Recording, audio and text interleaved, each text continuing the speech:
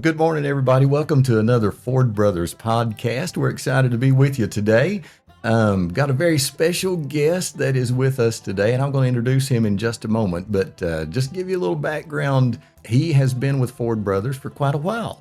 Actually, he's one of the Ford Brothers OGs, one of the original Ford Brothers. It was one of the founders of the company, and was actually even before it was Ford Brothers, when it was still Ford Realty and Auction Company.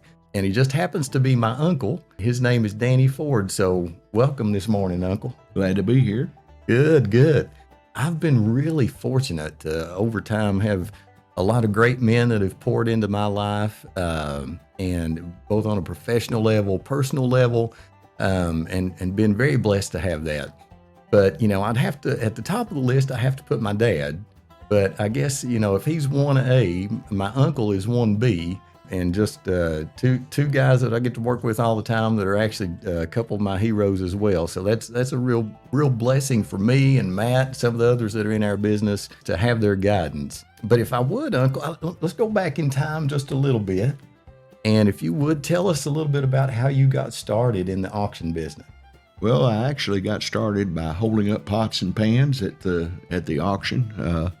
First sale that I can remember was one that was on West Main Street in Mount Vernon, and it was an estate sale. We sold the real estate, sold the personal property. Of course, Sam was licensed then, and I wasn't. I was too young, Devin, to believe it or not, to be licensed, and so I got to do the grunt work, and been working auctions ever since.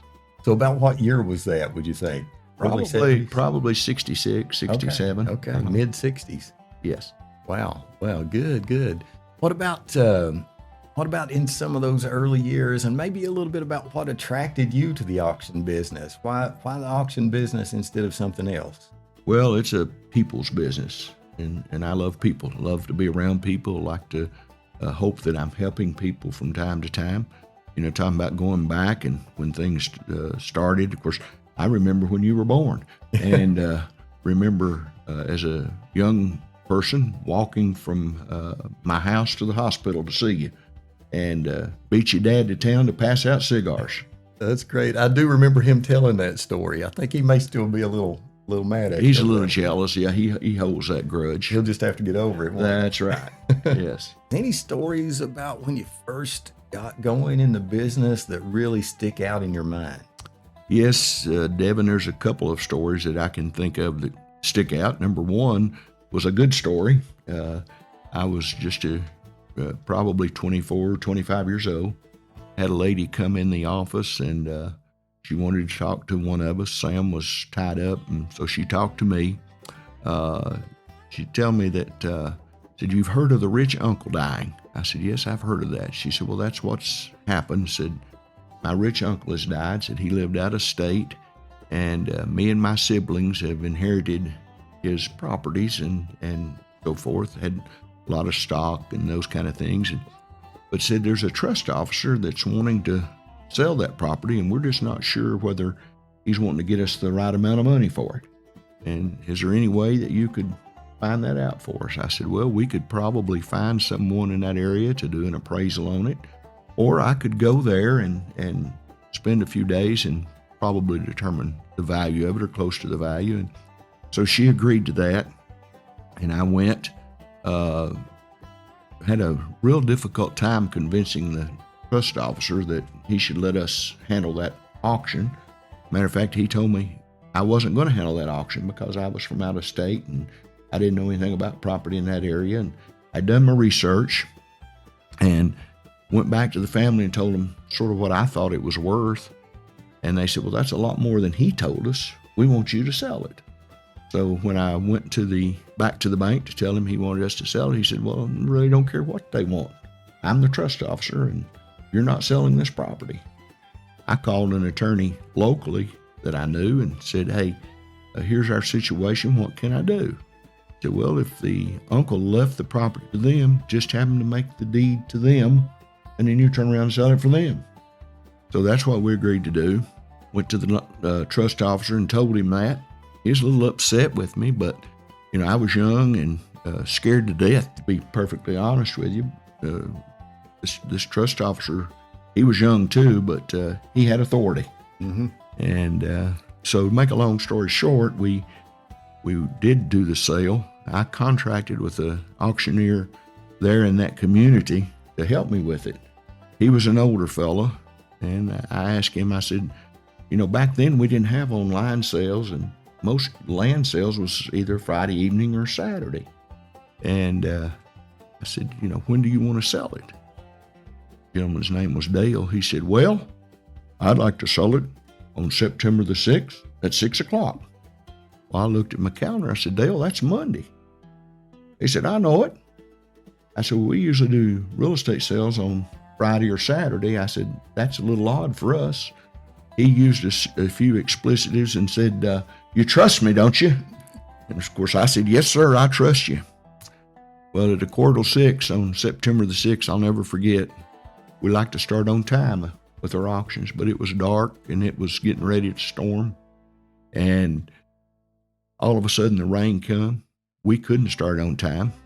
This property sat at the corner of an intersection, and the trustee had told him it was worth $240,000. And it rained so hard right there about 6 o'clock that you couldn't see. And when it started lightening up, I looked out and there was cars lined up all the way around both roads of that property. And we sold it, and it brought $440,000. Oh, wow. So that was a great experience. Probably on the negative side of things that can happen to you, I had a agent once that said, Danny, I've got a client that wants you to look at a piece of property about selling it. I said, well, let's go look at it.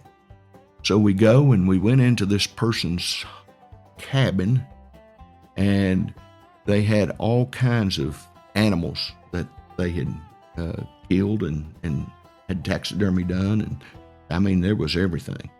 And on the floor was a big rug. It was a bear rug. And I asked him, I said, what do you do for a living?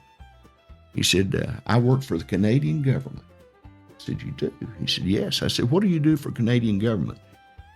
And his response really shocked me. He said, I hunt Bigfoot. And I was a little concerned about that time of who I was dealing with. And so anyway, to make a long story short again, I commenced to tell him what I thought he needed to do to market his property. And he said, well, we'll get back to you.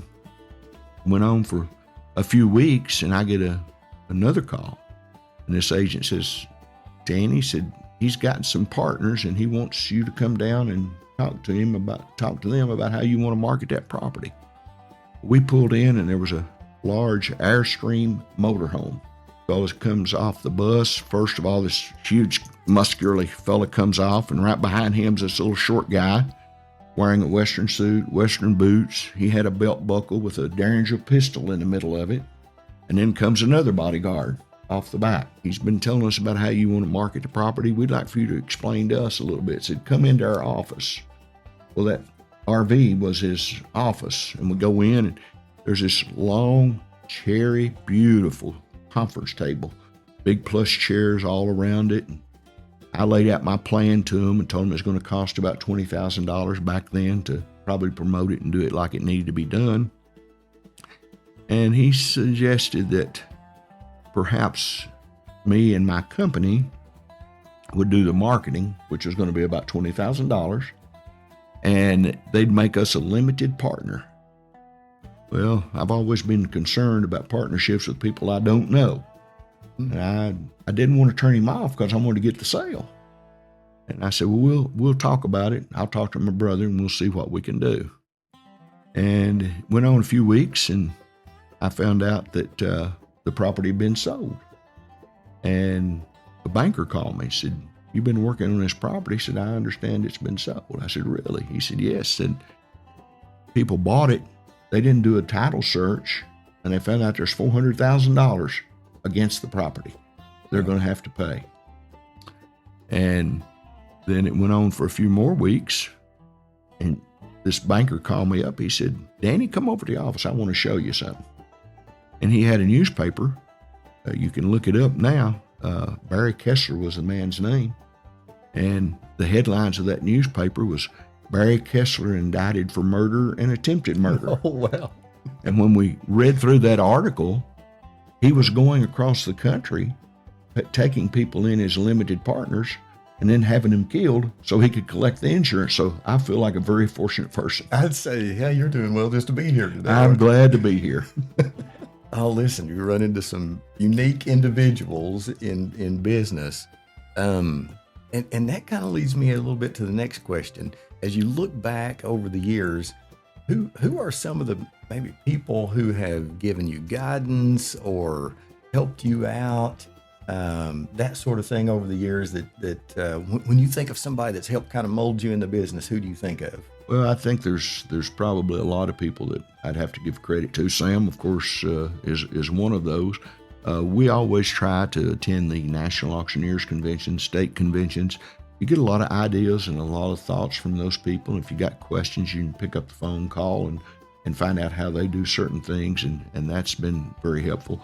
I found that our local attorneys to just call, they understand the auction process, and that's the most important part. A lot of people don't understand the auction process. They view it as a last minute, just a have-to situation, where really it should be a first thing, especially with premier properties, because you got competition there, and that's what makes an auction successful. Absolutely. So as you look back over time, what about maybe some of your favorite auctions you've ever done? If you had to pick one or two favorite auctions, what would they be? Well, of course, I think the one I mentioned earlier about out of state, that was certainly a good one. More recently, we done a sale in another county that it was a difficult beginning, but it ended up being a good sale. The people were happy with it, and we ended up doing a follow-up sale with them. And those are always things that make you feel good. Absolutely. Yeah, those repeat customers, you do a good job for somebody, and they appreciate it enough that they get you again. Absolutely. You know, this is a family business, established as a family business. We are very fortunate now to have a lot of folks who may not be family by blood, but who work with our company and have helped take us to next level, that sort of thing, who feel like family, like a professional family. But, you know, it's you and my dad who started the company and have seen it through all these years. And I do know from firsthand experience that when it's a family business, there can be some special things there, maybe some good things, good aspects of that, and some that make it, you know, family business makes it a little more challenging. Can you reflect on some of those things? You know, what's great about being in a family business, and what makes it a little bit of a challenge to be in that? Well, it's good to be able to work with family, to be able to work with Sam, be able to work with you, Matt, different ones that, you know, as I look around, there's Matt that entered into the business. Danetta has her auctioneer's license, as well as Ben, my grandson. Those are always good things, but, you know, sometimes I think we're probably harder on family than we are other people, because we want to set the example. We want not them to be able to look at it and say, well, you're giving them favoritism. But there's so many people in our company that it is family. It's a family business all the way around, whether it's blood related or not. You know, I think of Jackie White, has been with us for 30-something years. Connie Ellison, again, 30-something years with our company. And Ron Shaw, and I could just go on. And then you got the new people coming on, the Logans and the Seths, and those people that just, it's like family. Yeah, it really is. And I'm glad that we recorded you saying and admitting that, yeah, they're a little tougher on, you've been a little tougher on some of your family members than on other people. That's nice to hear, and I'm glad Jake is recording that today. Because I can remember things like, I remember one auction. It was a really nice antique auction, and we had it in at the old barn in Renfro Valley. Yes. But I don't remember who it was, and I don't remember if it was you or Dad that actually booked the auction. I can't remember. Do you remember which one it was? It's probably me at the time. Well, I think so. Myself and Jeff Burdett and Willard Bullock back then, and some of the others were setting that auction up. And you came in and told us some things about how you wanted it set up. We were talking about some of the challenges of working with family. So we came back, we set it all up the way you wanted to. Well, as soon as we got it set up, Dad comes in. He looks around and he's like, this is all wrong. This is all wrong. We need this over here and this over there. So we spent about another 2 hours rearranging it the way he wanted it. So then, maybe about the time we got that done, you come in again. And now, and you're like, who changed this? And we were like, Dad, I told you Dad came in and, he wanted a few things changed. And you made us put it back the way we had it. And you said, listen, that's my name on the contract. I booked this sale. We're going to do it this way. You set it up the way I want you to. That sound familiar? Well, Sam and I have always had a few problems that way. We differ on how we think how things ought to be set up, but it appears to have worked out anyway. And I think sometimes that the people that do work for us wonder what's going on here. They wanted it this way, and I wanted it that way. And Devin mentioned that I won't call names, but I recall a few years ago that we had an auction, and this fellow was working with us, and there was a small love seat, probably weighed 20 pounds at most. It was an outdoor love seat. And I said something about we need to move that love seat from where it's at over to here. And that individual wanted to know where the two-wheel dolly was. And I told two of them to get it, but he wanted to know where the two-wheel dolly was. And I said, well, if you've got to have a two-wheel dolly for that, you might as well go home. There's no reason for that. So, some of those earlier years, I know you're kind of getting the business going, but if you look back at maybe over the years, some of the changes that have taken place in maybe both the auction business and your business personally, what are some of the biggest changes that you've seen over the decades?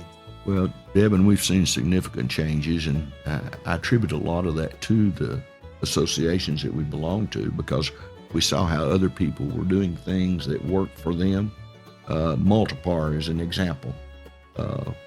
We'd never heard of Multipar, and then we heard of this company that was doing it. We wanted to make sure we had it right when we started it. So if you'll recall, we went to Indiana about 5 different times to watch another company and see how they done things. I can remember back years ago when we first started offering choice on auctions. Got 10 lots, and they're pretty much identical, and we offered choice. That created competition, which helps our seller to get the most for the property. Then we went to online. You and Matt sort of convinced Sam and I. Well, you didn't convince us. You pretty well told us we was going to do it, as I recall.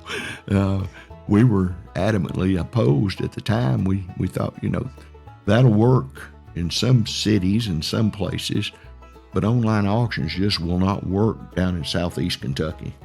But you made believers out of us. And when COVID come along, if we hadn't had online auctions, we'd have been hurting. So those are some of the changes. That brings up one question I've got too that I wanted to ask for you, and need to ask my dad as well. I just turned 58, and I'm just wondering, will there ever be an age that I reach or that Matt reaches that we will kind of know enough about what's going on in this business for you and Dad not to tell us what to do? We'll let you know when that age comes.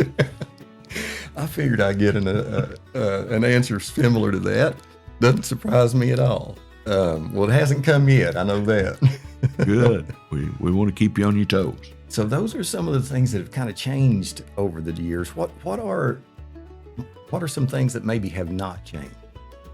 I think as far as things that haven't changed, marketing, it's changed to some extent. But there's some things that you do in marketing that you've always done and you will continue to do.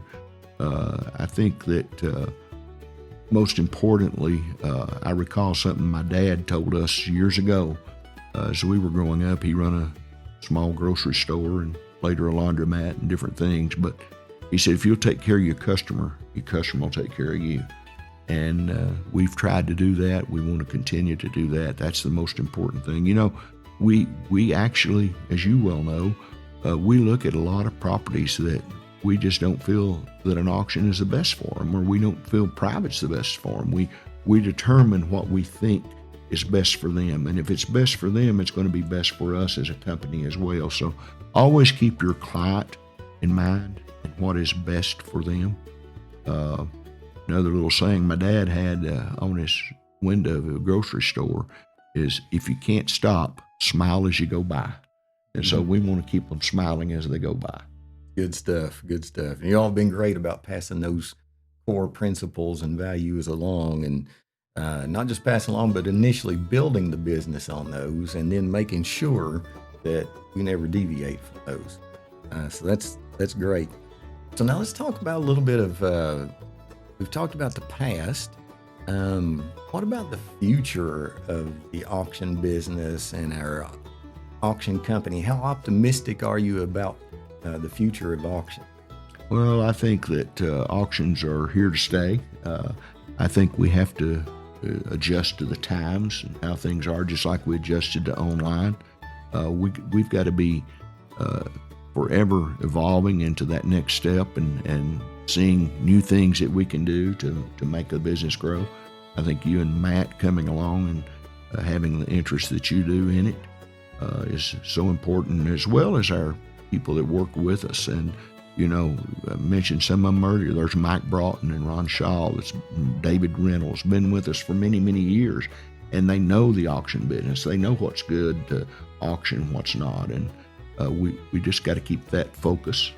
Now, a little bit on a personal level. Tell us a little bit about, you know, your family. Give us some things there. Well, of course, my wife, Sue, she was a Hoskins from McCreary County, from a family of 10. You know, that was a big adjustment for me, just me and Sam being the only members in our family. But I couldn't have asked for better in-laws. You know, a lot of people complain about their in-laws, sometimes jokingly and sometimes not. Now, I like to give some of them a hard time, but it's in a fun sort of way. Mm-hmm. And I just, great to have them. My sister-in-law, I have to tell a little story. At Easter, we had an elderly gentleman had Easter dinner with us, and my sister-in-law goes through the house, and from the back of her head, he thought it was my wife, Sue, and he hollered, "Sue, Sue." I said, that's not Sue, that's my sister-in-law, Linda. Well, Linda's one of those that likes to cut up too, so she goes over and says, I introduced them. She said, "I'm the head of the clan. I'm the boss, and I'm 84 years old." He looked up at her and said, "Honey, I've got socks older than you." But just a great bunch of in-laws, and I'm just honored to be a part of that family. I have 3 children. Danetta's being the oldest. She worked in the business for a number of years, still helps us occasionally with auctions, but she is the county clerk in Rockcastle now. You got Matt, of course, that's in the business, and he works here in the Somerset market mostly. Of course, he's like the rest of us. We'll go anywhere we can get an auction. And then Angie was in healthcare for a number of years. Worked at the Rockcastle Hospital there with a lot of the patients that are ventilator patients and those type of people. Really a big asset to them. And then a few years later, her husband's in business, and she decided to go into work with him, and so that's worked out well for them as well. I've got 7 grandchildren, Ben being the oldest, and he is a Kentucky State Trooper, which we're quite proud of. He was doing auctions and still does some occasionally, but he chose another path. His dad was a retired trooper, and so he's gone into that line of work and seems to be enjoying it. Bailey, Sue is our second grandchild. Bailey is working for a company now that does a lot of work between automobile dealers and county clerks and those kind of things, and making that process smoother and easier. Next would be Brian. We're proud of Brian. He's just graduated from high school, getting ready to go into the Air Force, and we're just proud of him for the field that he's chosen. And he hopefully one day will be back and be in the business as well. Winston, the next one, he's a football player. Of course, Brian played football as well, but Winston has really made it a passion of his, and he's got great aspirations, and he's got such a great work ethic and follows through with his practices and all. And then we got Alex. Alex is a dandy. Alex is 14. He's a great kid. He's playing football as well now, and we're just proud of him and his accomplishments. Again, I think he's very committed to what he's doing. Sadie, she is 14 as well, getting ready to go into high school.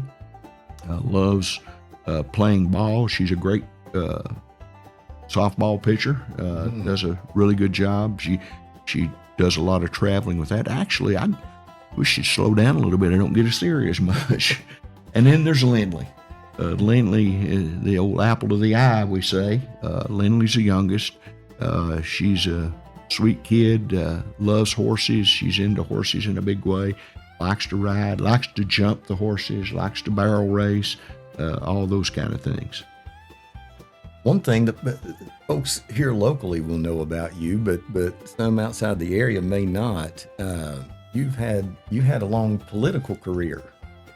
Served in the Kentucky legislature. What was it, 31? 31 years. 31 years, and at least at that time, at the time you retired from there, that was the longest running state legislature in the history of the state. Is that correct? That was for my party. Okay, there's gotcha. the party I wasn't a member of.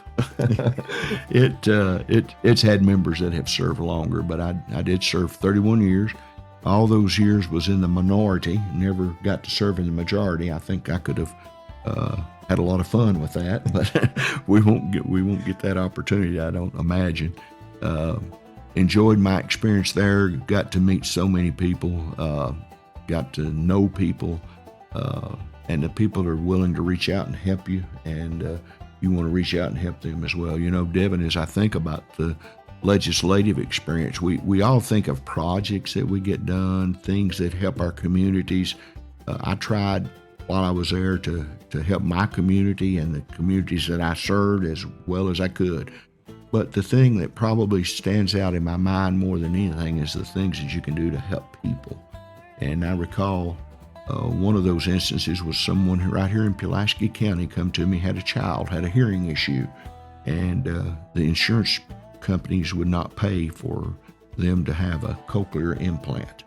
And they approached me with it, and I took that to the legislature and actually hit some roadblocks, but we were able to get that passed. I don't know if anyone has ever appreciated anything more than that family did getting that done. But the real benefit of that, it helped that child at the time, but that young man that really helped at the time is now an engineer. Wow. And he's making money and paying back into society. That's amazing. Yeah. Kind of full circle moment. Exactly. I can remember, was it 1980 you went into the... I actually started serving 82. 82. Ran in 81 and started serving 82. I can remember being in the 8th grade, going to the office. That was before you had the self-adhesive envelopes. I can remember mailing out letters for you the first time you ran for office, and licking those envelopes and having that taste in your mouth for about 2 more days, and then doing some electioneering and that sort of thing. And finally, I remember just being really proud. I remember when you were first elected, they had a little party afterwards. Yes. And I remember going to that and thinking, wow, my uncle's doing okay. Well, the people were good to me. Of course, at Rock Castle, I was known. Pulaski, I wasn't known as well, but I met some people that really helped me. And in Lincoln County was one of the bigger counties that I served, and there was a gentleman there who just he was family. I considered him my second dad, Daly Reed, and he was just he knew everyone. He knew their history. He knew their families. He'd introduce me to people, and he'd say, this is Devin Ford, and he's married to Tanya, and Tanya's parents were, and he knew it all. And then he'd tell them, this is Danny Ford. He's mine and Mom Marie's adopted son. And I think he felt the same way as I did about him. So we've asked you a few things. Is there anything that we haven't asked you, anything we've not covered that you'd like to throw out there or make any comment about? Well, I just say that we could not be where we're at today without the people that we have working around us and doing the things that they do and having the same picture of what this company should be as what we do. And we're just thankful for them, from, the guys that are lifting the furniture to the secretaries to the staff, just all the way around. It's so important to our company. Very much so. And I guess maybe one last question. Very humble beginnings. I know you and Dad got things going, and I know back in that day I've heard him and you tell stories about people thinking, here you are in little Mount Vernon, Kentucky, a couple thousand people, small county, small market. What are you guys thinking, trying to start a auction business and a real estate business in a place like that? And now you're in 7 locations, a lot of employees with their auction company that, as you said, are doing just a great job. Real estate brokerage that has about 125 agents. So there's been a lot of growth. But as you look back over that, maybe what are a couple of the things that you are most proud of? Well, I think probably as far as being proud of is to see the growth that we've seen, to realize where we came from, small town, but we realized that we weren't just going to need to work that community. We need to work bigger areas and more places, and to be accepted in these other places, for people to take us in and help us to be a part of their community.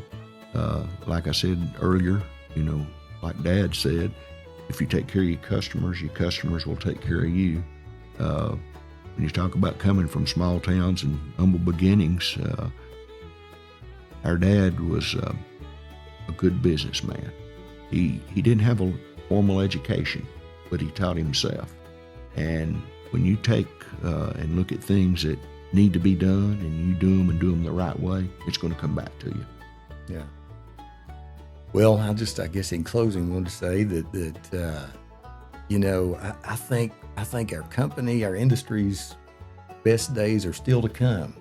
I think there's a lot of growth that's going to happen there and that sort of thing. But regardless of what happens, growth, all those sorts of things, I'm just very thankful for the foundational principles that you and my dad started our business with. I gave you a hard time about, telling us how to do things and all that sort of thing, but however much growth this company sees and as big as it may become at some point, it is all there because of the foundation you guys laid.